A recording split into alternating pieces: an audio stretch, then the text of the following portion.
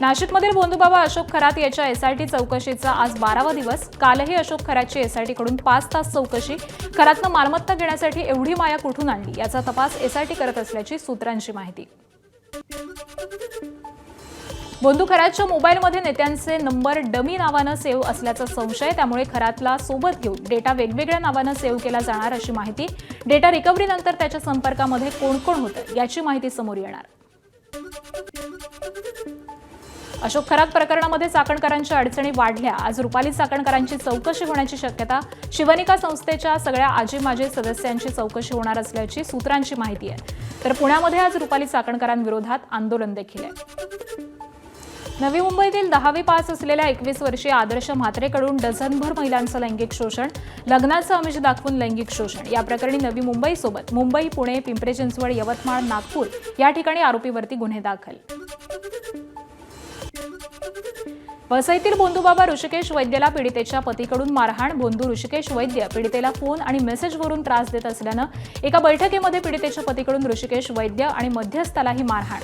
या प्रकरणी पीडितेच्या पतीविरोधात गुन्हा दाखल।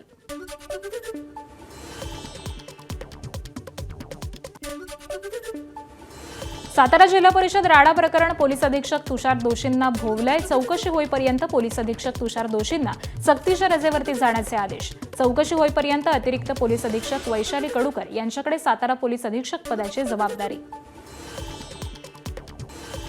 गोंदियाचे खासदार डॉक्टर प्रशांत पडोळेंच्या गाडीला अपघात। दिल्लीला जाण्यासाठी नागपूर एअरपोर्टकडे निघाले असता त्यांच्या गाडीला ट्रकची जोरदार धडक। अपघातामध्ये खासदार पडोळे किरकोळ जखमी। पडोळेंच्या गाडीचा दर्शनी भाग हा चक्काचूर झालाय। मुंबई महानगरपालिकेचे आयुक्त भूषण गगराणी उद्या निवृत्त होणार। त्याच पार्श्वभूमीवरती आजच नव्या आयुक्तांची नियुक्ती होण्याची शक्यता। नव्या आयुक्त पदासाठी अश्विनी भिडे, संजय मुखर्जी, असीम गुप्ता आणि मिलिंद म्हैसकर ही नावं आघाडीवर आहेत।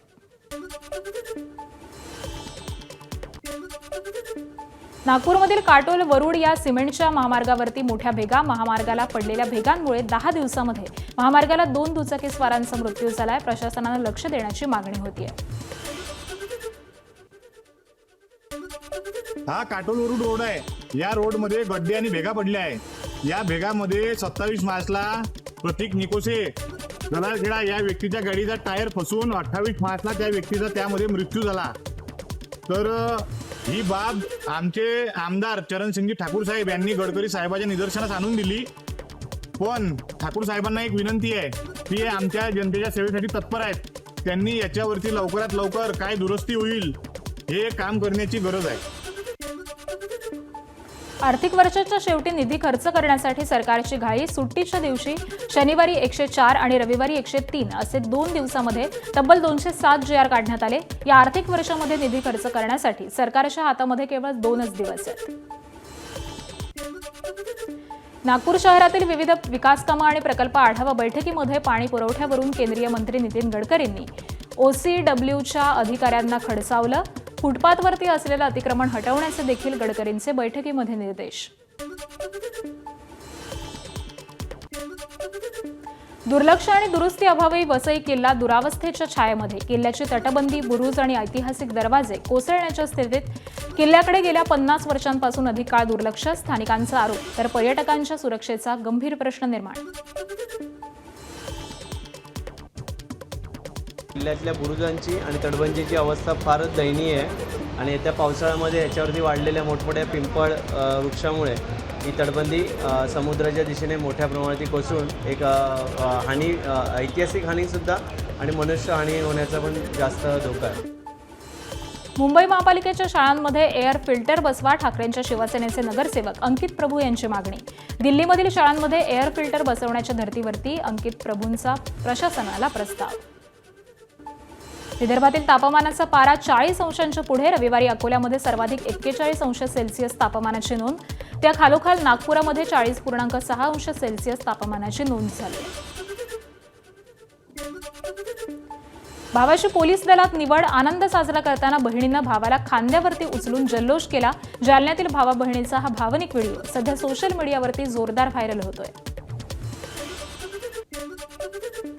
महावीर जयंतीच्या पार्श्वभूमीवरती रायगड जिल्ह्यातील रोहामध्ये उद्या चिकन मटणाची दुकानं बंद राहणार. जैन धर्मीयांच्या मागणीनंतर रोहा नगरपालिकेचा निर्णय. मच्छीमार आणि मासळी विक्रेत्यांच्या विरोधामुळे मासळी विक्री मात्र सुरू राहणार. साताऱ्यातील शिखर शिंगणापूर इथल्या यात्रेचा आज मुख्य दिवस. मुंगी घाटामधून कावडीवरती चढवून शंभू महादेवास जलाभिषेक घालण्याची परंपरा आहे. तर पाडव्याच्या मुहूर्तावरती शिवपार्वतीला हळदी लावण्याच्या कार्यक्रमाने यात्रेला सुरुवात होते.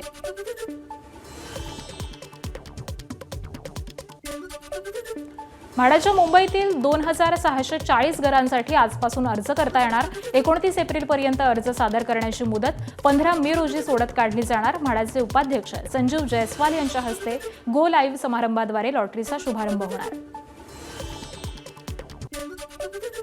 सासू सासऱ्यांचा सांभाळ करणं ही सुनेची नैतिक जबाबदारी असू शकते, मात्र ती पार पाडण्यासाठी तिच्यावरती कायदेशीर सक्ती करता येणार नाही. वृद्ध दाम्पत्याची याचिका फेटाळताना अलाहाबाद उच्च न्यायालयाचा महत्त्वाचा निकाल.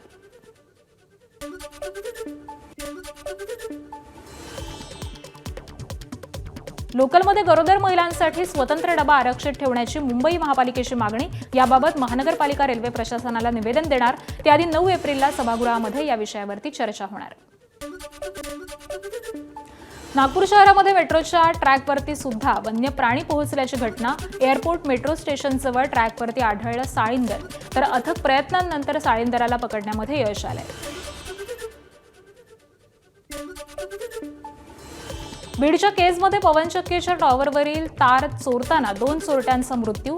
चोरी करताना टॉवरवरच कोसळल्याची घटना. तर साथीदारांनी मृतदेह गाडीमध्येच सोडून पलायन केल्याचं उघडकीस आलंय. धाराशिवच्या भूम तालुक्यातील बाणगंगा नदीमधून अवैध वाळू उपसा. तर वाळू उपशासाठी महापुरानंतर बाणगंगेच्या आजूबाजूच्या शेतजमिनीचं नुकसान. तर परिस्थिती पूर्वपदावरती येण्या अगोदरच वाळू माफियांकडून वाळू तस्करी.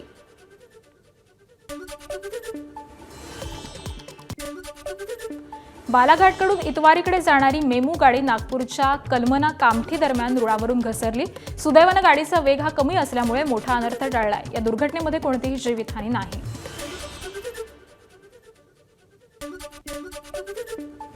अकराशेहून अधिक ठिकाणांना बॉम्ब उडवून देण्याच्या खोट्या धमक्या देणारा गजाआड. कर्नाटकमध्ये राहणाऱ्या आरोपी श्रीनिवास लुईसला अटक. दिल्लीतील अनेक महत्त्वाच्या ठिकाणांना दिली होती बॉम्ब स्फोटाची धमकी. एबीपी माझा, उघडा डोळे बघा नीट.